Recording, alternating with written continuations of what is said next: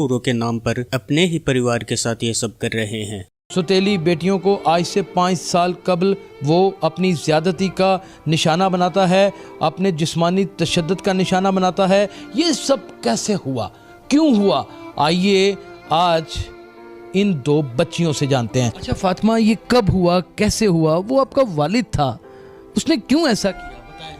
पता नहीं क्यों इस तरह किया, लेकिन जब मेरी मामा ने दूसरी शादी की थी 5 साल पहले, तो मुझे शुरू में छेड़ते छाड़ते थे, लेकिन मुझे ये चीज़ बिल्कुल भी पसंद नहीं थी। अगर मुझे बुलाते थे, मैं नहीं थी जाती होती, तो भाइयों को मारते थे, घर में शोर शराबा करते थे और इशारा मेरी तरफ के तुम्हारी वजह से हुआ, तो मेरी बात नहीं ना मानती और मुझे मजबूरन उनकी बात माननी पड़ती थी कि बहन भाई को मारते थे और कहते थे अगर तुम किसी को बताओगी भी तो कि मैं इतना माहिर हूँ, किसी को पहली बात तो ये पता नहीं चलना, अगर बताओ। इस काम में माहिर है?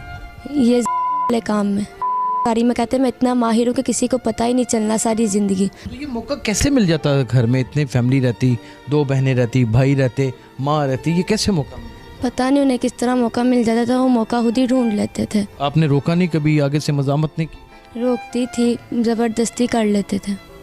रोकती थी, ज़बरदस्ती कर लेते थे? जी। माँ को बताया आपने? जी। कब बताया माँ को? मंगल वाले दिन। इस मंगल को बताया? इसलिए मंगल को, बुध को। तो 5 साल ये सिलसिला जारी रहा? जी। तो 5 साल अपने साथ ये होने वाली बर्बरियत, ये ज्यादती आप करवाती रही? जी, लेकिन जब मुझे अपनी बहन का पता लगा ना, तब मेरे से बर्दाश्त नहीं हुआ और फिर मैंने मामा को बता दिया। और जब मैंने बताया तब भी मैंने ये मामा को पहले कहा कि उसको शक भी नहीं होना चाहिए, उसको इस बात का बिल्कुल भी नहीं होना चाहिए। उन्होंने मेरे से पूछते थे बुला बुला के कि मामा को तो नहीं बताया, मामा को तो नहीं पता, तो मैं कहती थी कि नहीं पता उन्हें। इनका कैसे पता? मंगल वाले दिन पहले सुबह मुझे उठा के आए थे, मेरे करके पहले आया और मैं उठ के फिर आके इसको ऊपर, ये ऊपर सोई हुई थी और इसको उठा के ऊपर से नीचे लेके आया और कहती है जब मैं नीचे आई तो मैं हैरान हो गई कि नमाज के लिए बुलाया और सारे सोए में, कोई उठा ही नहीं है। तो मुझको कहते किचन में चल, ये किचन में गई है ना, तो इसको अपनी तरफ खींचा है उन्होंने। तो मैं मुझे पता नहीं क्या, मैं पहले मुझे उठा के आए थे, फिर मैं उठ के जब बाहर आई हूँ ना कमरे से, तो किचन से फटाफट निकले हैं, जिस तरह इंसान भाग के घबरा के नहीं निकल। हाँ। और मुझे पता लग गया, इसलिए फिर मैंने उनसे भी पूछा, तो पहले मुझे कहते हैं हाँ ये बात सच है, मेरा इसके साथ ताल्लुक़ है।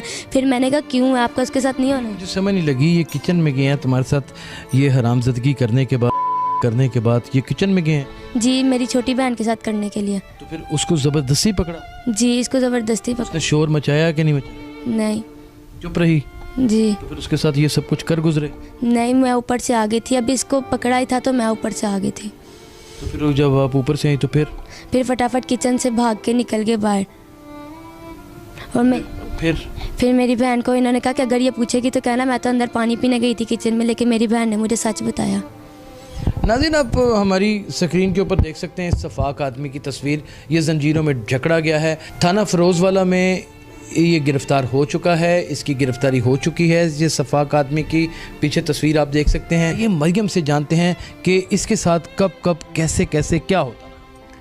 जी, इतवार की रात जब मैं सो रही थी तो मुझे उठाया और मुझे अपनी चारपाई पे करके मैं किया और फिर करके उठा के और कहते चुप, और मुझे आंखें निकाल के देखी और मैं डर गई और मुझे अपनी चारपाई कर किया। और उसके बाद ना मंगलवार दिन मुझे उठाया और किचन में बुलाया, तो फिर उसके बाद मेरी बहन आ गई। आपने क्यों नहीं शोर मचाया जब ये आपके साथ सब कुछ किया? कहता था दूंगा मैं। लेकिन ये तो एक तकलीफ से अमल है बेटा, आपको उस वक्त तकलीफ और दर्द में आप कुराई नहीं, बोली नहीं, चुप रही? जी। तो फिर आपने और चुप कर जाओ। तो फिर अब मम्मा को कब बताया? बुध की रात को। क्या कहा मम्मा ने जो पूछा मैंने मम्मा को बता दिया। बच्चियों की वालदा हम 5 साल में आपको अंदाजा ही नहीं हुआ कि ये इतना बड़ा सफाक आदमी है, इतना जालिम आदमी है? नहीं, मुझे कुछ भी अंदाजा नहीं। थोड़ा सा ऊंची बोलिए प्लीज। मुझे उनका कुछ भी अंदाज़ा नहीं हुआ। माशाल्लाह उनकी जो है नमाजें, रोज़े, कुरान और उम्रा, सदक़े हरात और उनकी नेकियां इतनी ज़्यादा थी और तमाम लोग जो हैं उनके पीछे चलने वाले थे। जी। तो मैंने तो उन पे इतना यकीन किया कि अल्लाह के बाद मुझे उन पे ही यकीन था, मुझे ज़रा भी उन्होंने शक नहीं होने दिया। क्या आपके और उसके दरमियान कोई इख्तलाफात थे या जिसकी मद में वो अपनी इस फ्रस्ट्रेशन को निकालने के लिए ये सब कुछ करता था? हमारे कोई इख्तिलाफ नहीं थे। ऊंची बोलिए। हमारे कोई इख्तिलाफात नहीं थे। ठीक है। हमने बहुत अच्छी ज़िंदगी गुजारी है 5 साल की। तो आपको पता ही नहीं, आपको ऐसे ही लगता था कि ये अपनी बेटियां समझते हैं इनको? मैं कहती थी कि अपनी बेटियों से भी ज़्यादा अच्छा समझता। हकूक भी इनके पूरे करता था? पूरे करता था हकूक। ओह, जब हकूक भी पूरे कर रहा था, सब कुछ था, तो कब उसकी नीयत इनके ऊपर गलत हो गई? आपने अपनी बेटियों को सौतेले बाप के हवाले कर कैसे दिए? वो इनको क्लास पढ़ाती थी ना फजर के टाइम 4 बजे उनको उठाना, नमाज पढ़ानी फजर की। दौरे तफसीर पढ़ाते थे? क्या पढ़ाते? हिफ्स करवा रहे थे। बड़ी बेटी ने 22 पारे हिफ्स किए हैं। ये बंदा अपनी बेटियों को हिफ्स करवा रहा था, सौतेली जी, बेटियों जी, को, और उनके साथ ये बर्बरियत की? जी, पहले ये काम करता था, बाद में फिर क्लास लगाता था। क्या बच्चियों ने आपको जब बताया तो फिर आपकी क्या कैफियत थी? मेरी कैफियत बहुत बुरी थी। मैं तो चल भी नहीं सकती थी। मैं घर में ही रो के मैंने बहुत बुरा हाल किया। ऊंची आवाज़ से रोई, और बहाने से रो रही थी, और बहुत ऊंची आवाज़ से रो रही थी। पहले मैं कभी नहीं रोई, लेकिन इनको बुला के पूछता था, मामा का तो नहीं कहीं बताया? ये कहती थी नहीं, हमने नहीं बताया मामा को।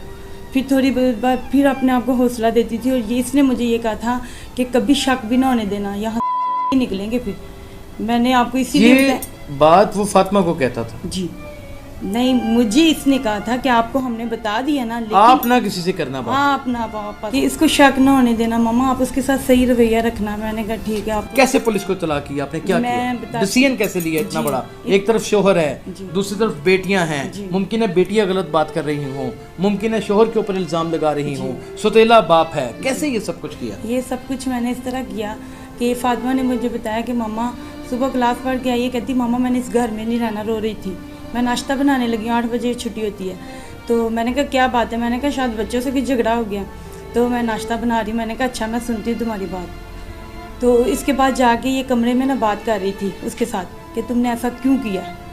तुमने कभी अपनी बेटियों के साथ भी ऐसा किया है? इसने ये बात की है उससे कि तुमने कभी अपनी बेटियों के साथ भी ऐसा किया? तुमने आयशा ने की? फातिमा ने की है। ये फातिमा ने की है उसके साथ? तो ये आप सुन रही थी बैकड्रॉ में? जी, मैं नाश्ता बना रही थी। तो मैं ना फिर जब इन्होंने कर ली ना बात, मैं फिर अंदर आई हूँ। मैंने कहा क्या बात है? मुझे कहते हैं कि इनकी तो आदत है रोना, कभी दादो डांटे तो इन्होंने रोना है, कभी घर में बच्चों की आपस में लड़ाई होगी तो इन्होंने रोना है, इनकी तो आदत है रोना।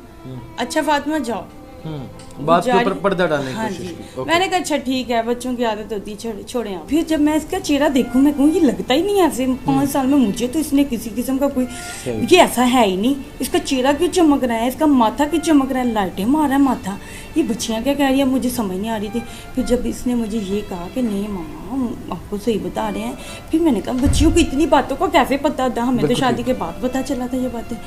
फिर मुझे थोड़ी समझ आई, फिर मैं रोई। रोने के बाद फिर मैंने कहा मैंने यहाँ नहीं रहना, मेरा दिल घबरा रहा है, हो सकता है मैं एक रात उधर रह के आऊँ शादबाग, तो मेरा दिल कुछ सुकून हो जाए। तो मैं सुबह वापस मैं कह के यही गई थी। जिसके बाद मैंने भाइयों को आके बताया, और मैं रोती अंदर पीटती, भाइयों को मारा, भाभी को मारा। मैंने कहा मैं लुट गई, मैं बर्बाद हो गई, मेरे पास तो कुछ भी नहीं बचा। अब मैं हाली हाथ हूँ। जिनके लिए मैंने ये काम किया था तो वो तो मेरे पास रही नहीं। मैंने कहा बच्चियों के तहफ़्फ़ुज़ के लिए किया था, मैंने अपने लिए नहीं किया था। मैंने कहा मेरी बेटियां, इनको तहफ़्फ़ुज़ मिल जाएगा। इनको तहफ़्फ़ुज़ क्या मिला? ये तो लुट गई, बर्बाद हो गई। अब मेरा क्या है? मेरा तो कुछ भी नहीं, मेरा तो इस दुनिया में रहने का कोई हक भी नहीं है। तो ये तो मेरे पास अमानत थी जिसकी मैं हिफाजत ही नहीं कर सकी। फिर मैं रोई पीटी। तो मैंने कहा चले जाओ, वो सोया होगा, उसको पकड़ लो जाके, उसको भागने नहीं देना। अगर वो भाग गया तो मैं क्या सारी उम्र मैं खुद को माफ नहीं कर सकूंगी। मैं अपनी बच्चियों की भी मुजरिम हूँ और मैं अब्दुल्ला की मुजरिम हूँ। वो मुझे मानत देंगे कि आज तक मैंने उसकी हिफाजत नहीं की। ये लोग गए और 4 बजे रात को जाके उसको गिरफ्तार किया और वो थाना फिरोजदार में गिरफ्तार। ये जुल्म कब तक होता है?